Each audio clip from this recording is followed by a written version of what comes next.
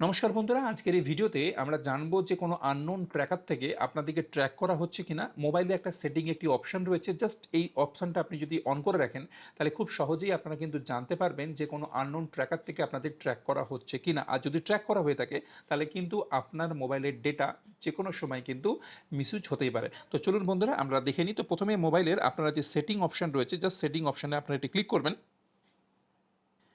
দেখুন, সেটিং অপশানে ক্লিক করার পর একটু স্ক্রল করে নিচের দিকে আসবেন এবং এখানে দেখুন যে গুগল বলে যে অপশানটি রয়েছে, জাস্ট এর উপর এটি ক্লিক করবেন।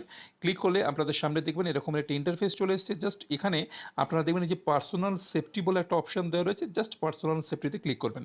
ক্লিক করলে দেখুন এখানে আননোন হচ্ছে ট্র্যাকার অ্যালার্টস দেওয়া রয়েছে, জাস্ট এখানে এটি ক্লিক করবেন।